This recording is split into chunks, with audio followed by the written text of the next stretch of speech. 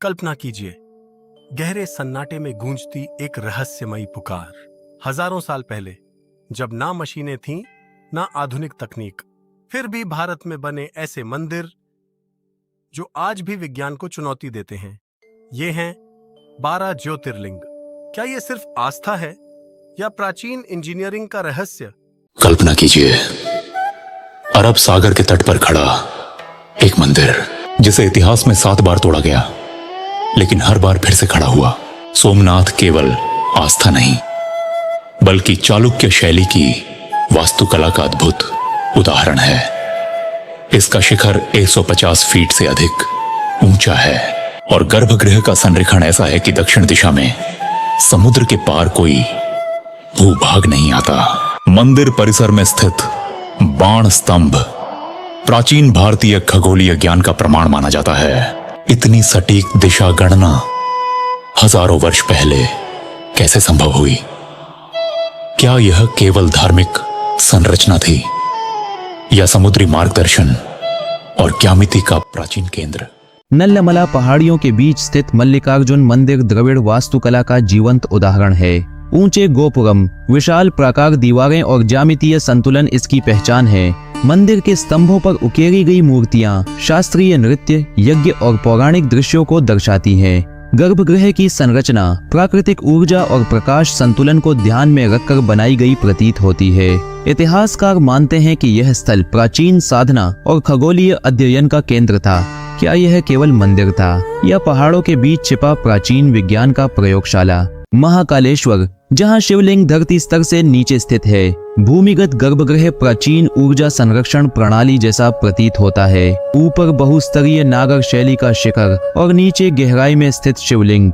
इतिहास में उज्जैन खगोलीय गणना का प्रमुख केंद्र रहा है। क्या इस मंदिर का निर्माण समय और दिशा गणना से जुड़ा था? धरती के भीतर स्थापित यह संरचना क्यों बनाई गई? क्या यह केवल आस्था थी या ब्रह्मांडीय ऊर्जा संतुलन की योजना?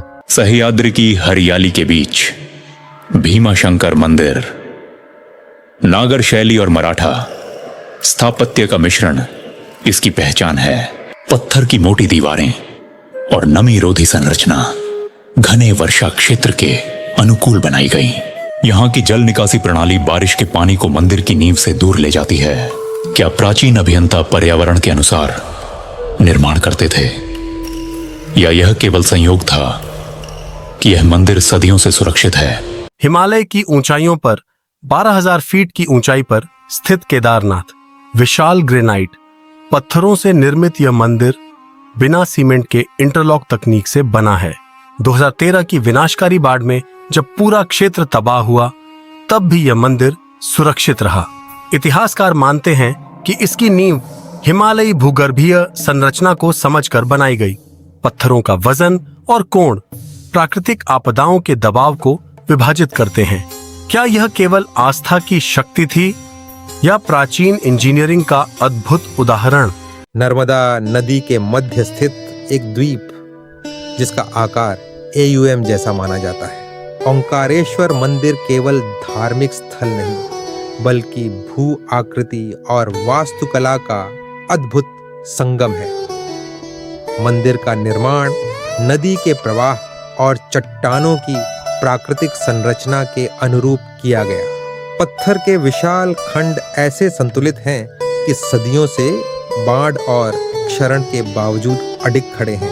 कई विद्वान मानते हैं कि इसका स्थान चयन खगोलीय और भौगोलिक गणना के आधार पर हुआ। क्या यह केवल संयोग है कि द्वीप का आकार पवित्र प्रतीक से मेल खाता है या प्राचीन वास्तुकारों ने प्रकृति और प्रतीक को जानबूझकर जोड़ा? काशी की इन प्राचीन और संकरी गलियों के बीच स्वर्ण शिखर से चमकता विश्वनाथ मंदिर, सीमित स्थान में ऊर्ध्वाधर वास्तु योजना अपनाई गई। मंदिर का शिखर सोने की परत से आच्छादित है। इतिहास में कई बार पुनर्निर्माण हुआ, लेकिन गर्भगृह की दिशा सदैव स्थिर रही। वाराणसी प्राचीन खगोलीय गणना का केंद्र रहा है। क्या इस मंदिर का संरेखण सूर्य और नक्षत्रों से जुड़ा है? काले पत्थरों से निर्मित हेमाडपंथी शैली का त्र्यंबकेश्वर, जटिल नक्काशी और वर्षा जल निकासी प्रणाली इसकी विशेषता है। यहाँ की संरचना भारी वर्षा के बावजूद संतुलित रहती है। मंदिर का गर्भगृह विशेष रूप से वेंटिलेशन के लिए डिजाइन किया गया प्रतीत होता है। क्या यह केवल स्थापत्य कौशल था या जल और वायु संतुलन की उन्नत समझ? वैद्यनाथ धाम केवल एक मंदिर नहीं बल्कि शिखरों का एक भव्य समूह है। मुख्य मंदिर के चारों ओर छोटे छोटे मंदिरों की यह विशेष संरचना एक अद्भुत ज्यामितीय संतुलन दर्शाती है। हर पत्थर और हर शिखर अपनी एक अलग कहानी कहता है। गर्भगृह की ये मोटी दीवारें साल भर आंतरिक तापमान को नियंत्रित रखती हैं। क्या यह प्राचीन ऊर्जा संरक्षण का कोई गुप्त तरीका था या केवल इन मोटी दीवारों का एक स्वाभाविक परिणाम? वैद्यनाथ धाम की वास्तुकला आज भी हमें अचंभित कर देती है। समुद्र की लहरों और ताजी हवाओं के बीच स्थित है नागेश्वर ज्योतिर्लिंग मंदिर। इसकी भव्यता सदियों से भक्तों को मंत्रमुग्ध कर रही है। लेकिन क्या आपने कभी सोचा है कि समुद्र के इतने करीब होने के बावजूद यह मंदिर हजारों सालों से सुरक्षित कैसे है? क्या यह कोई प्राचीन विज्ञान है? यहाँ इस्तेमाल किए गए क्षरणरोधी पत्थर और इसकी मजबूत नींव इसे खारे पानी और समुद्री हवाओं से बचाते हैं। इसकी नींव समुद्री तट की चुनौतियों को ध्यान में रखकर बनाई गई थी। यह प्राचीन शिल्पकारों की गहरी समझ का प्रमाण है। क्या वे उस समय के समुद्री विज्ञान को समझते थे? जो भी हो, यह इंजीनियरिंग का एक चमत्कार है। आज भी नागेश्वर मंदिर भक्ति और विज्ञान के अद्भुत संगम के रूप में खड़ा है, जो हमें हमारे समृद्ध अतीत की याद दिलाता है। अगली बार यहाँ आएं तो इन पत्थरों में छिपे विज्ञान को जरूर महसूस करें। जय नागेश्वर। रामेश्वरम विश्व के सबसे लंबे मंदिर गलियारे 1212 स्तंभ पूर्ण समरूपता में खड़े हैं। ध्वनि यहाँ गूंजती है मानो विशेष प्रतिध्वनि गणना की गई हो। क्या यह केवल सौंदर्य था या प्राचीन काल का ध्वनि विज्ञान प्रयोग? ये गलियारे न केवल भारतीय वास्तुकला की उत्कृष्टता का प्रतीक है, बल्कि उस समय के इंजीनियरों की गहरी समझ को भी दर्शाते हैं। प्रत्येक स्तंभ पर की गई नक्काशी और उनके बीच का सटीक अंतराल एक अद्वितीय गूंज उत्पन्न करता है, जो आज भी वैज्ञानिकों को चकित कर देता है। रामनाथ स्वामी मंदिर की ये गलियां अध्यात्म और विज्ञान के अद्भुत संगम की गवाह हैं। एलोरा की प्राचीन गुफाओं के समीप स्थित कृष्णेश्वर ज्योतिर्लिंग मंदिर भारतीय शिल्पकला का एक अद्भुत चमत्कार है। लाल पत्थरों से निर्मित यह पावन धाम अपनी भव्यता और सादगी के अनूठे संगम के लिए जाना जाता है। मंदिर का शिखर हालांकि छोटा है, परंतु इसका संतुलन और सौंदर्य किसी का भी मन मोह लेने के लिए पर्याप्त है। इसकी दीवारों पर की गई जटिल और बारीक नक्काशी एलोरा की महान गुफा परंपरा की याद दिलाती है।